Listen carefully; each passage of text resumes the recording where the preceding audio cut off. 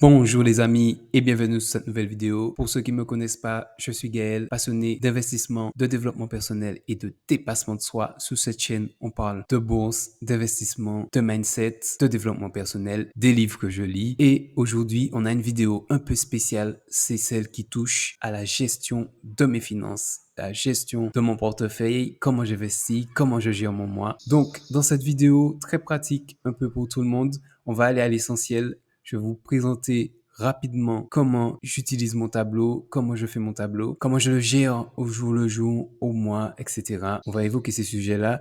Donc, sans plus tarder, on va passer par... je vais vous parler de la première partie, la première chose à faire si vous voulez gérer vos finances de manière assez précise, pouvoir mesurer son évolution, etc. Donc, dans l'idée, il faut quand même faire ses devoirs. C'est de pouvoir chercher, regarder tous ces relevés, peut-être télécharger les 12 derniers relevés que vous avez afin d'identifier quelles sont vos ressources, quelles sont vos charges fixes et quelles sont vos charges variables afin de pouvoir investir, avoir une idée en tête précisément de ce qu'environ vous pouvez investir chaque mois. Donc, faut d'abord faire ce premier travail. C'est vrai que c'est des choses chiantes à faire pour certains. Moi, ça me pose pas problème faire ce genre de type de recherche, mais je sais que ça peut paraître chiant pour certains, mais sauf que c'est parmi les rares moyens qui nous restent actuellement pour gérer nos revenus. Et l'idée pour pouvoir s'enrichir, vous connaissez peut-être la formule, mais je vais la rappeler. S'enrichir, pour s'enrichir, il faut que ce qu'on gagne soit supérieur à ce qu'on dépense. Si on dépense plus que ce qu'on gagne, ça correspond pas à de l'enrichissement. Voilà. Donc, l'idée, c'est pas non plus de pouvoir aller travailler sans but précis, sans objectif en tête et dépenser tout ce qu'on a gagné. Enfin, c'est ma vision de la vie. Après, chacun sa vision, mais c'est la mienne. Donc, une fois que vous aurez fait cette première partie, vous aurez identifié vos ressources, vos charges fixes et variables. L'idée, c'est de pouvoir se constituer un petit tableau comme le mien. N'hésitez pas à me dire dans les commentaires si vous souhaitez que je fasse régulièrement un point sur mon tableau de budget, mon avancée.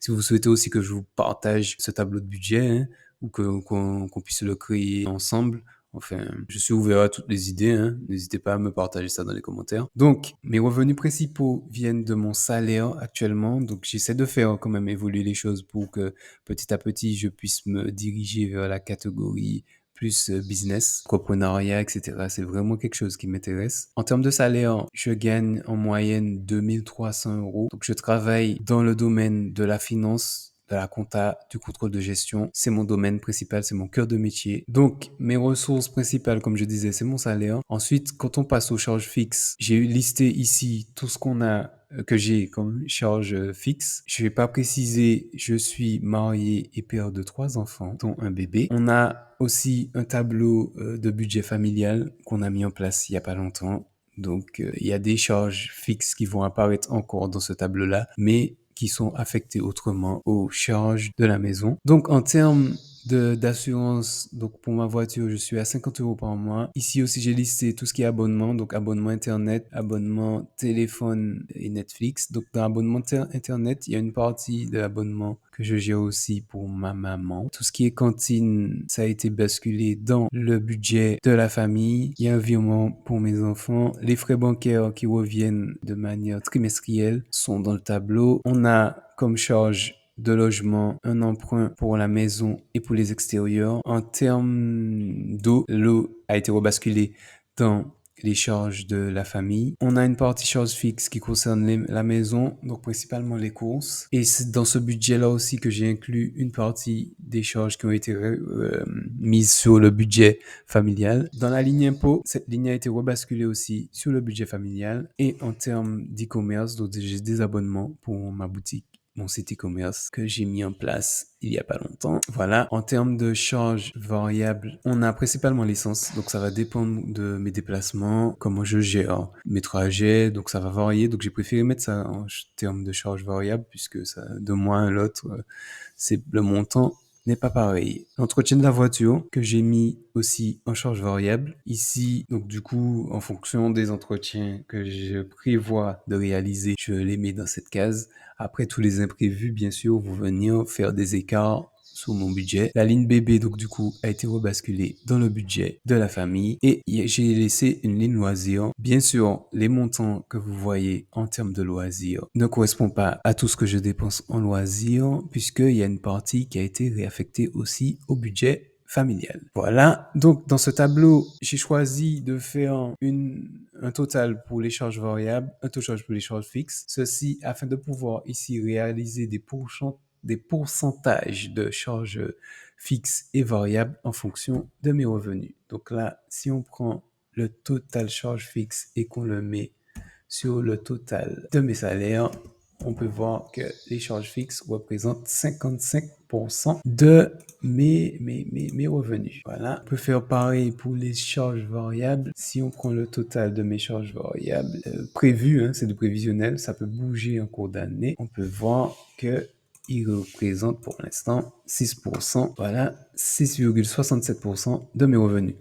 Donc, bien sûr, ce montant-là peut évoluer, mais en tout cas, j'ai essayé le maximum de faire entrer tout ce que je peux mensualiser et tout ce qui est abonnement dans les charges fixes. Une fois que j'ai fait ça, après, on passe à la partie investissement. Donc, ici, on voit la plupart des plateformes sous lesquelles j'investis. Le livret A qui constitue mon épargne de sécurité, que je constitue chaque mois, que je continue à constituer jusqu'à arriver à un montant que j'ai défini en termes d'épargne de sécurité. Donc, on retrouve les plateformes sous lesquelles j'investis. D'ailleurs, n'hésitez pas à consulter les liens de ces plateformes dans la description de la vidéo si vous aussi vous souhaitez investir sur ces plateformes. Ce n'est pas un conseil en investissement, bien sûr, à vous de faire vos propres recherches, mais en tout cas, selon moi, ce que j'ai cherché, j'ai choisi d'utiliser ces plateformes en termes de coûts, de frais de transaction et en termes pratiques. Voilà. Donc, comment je fonctionne avec ce tableau? Tout d'abord, en début d'année, je fais un point sur l'année qui vient. Je le mets à jour mensuellement, mois par mois. Et chaque mois, j'effectue un suivi. C'est pour ça que vous avez ces codes couleurs que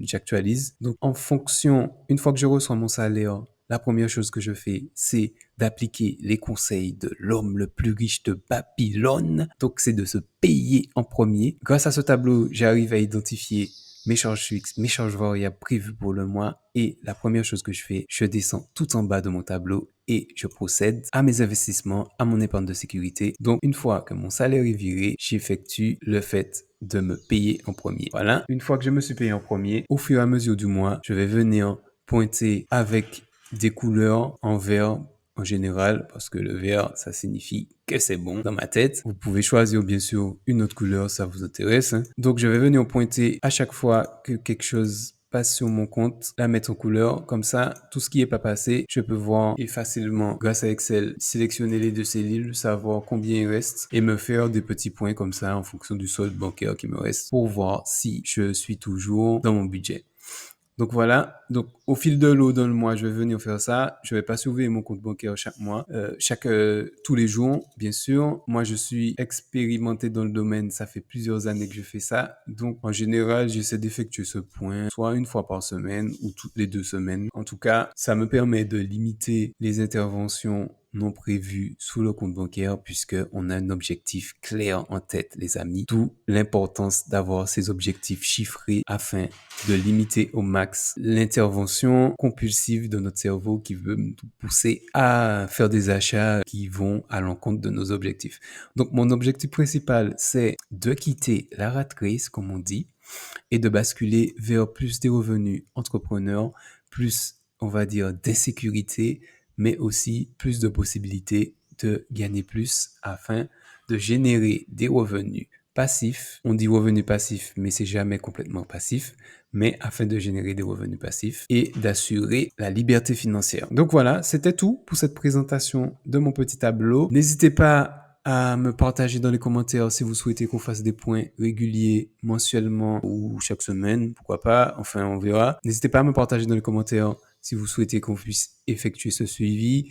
Et aussi, je serais chaud, pourquoi pas pour un challenge, comment j'investis chaque mois, vous montrer comment j'utilise la plateforme, comment j'utilise les plateformes ou la plateforme, l'une d'entre elles, pour pouvoir investir. Merci de votre écoute et on se voit à bientôt. Et surtout, les amis, n'oubliez pas que l'effet cumulé joue avec vous ou contre vous. C'était Gaël. On se voit dans une prochaine vidéo. Business, actualité, investissement, tout ça, tout ça. On est ensemble. À bientôt les amis.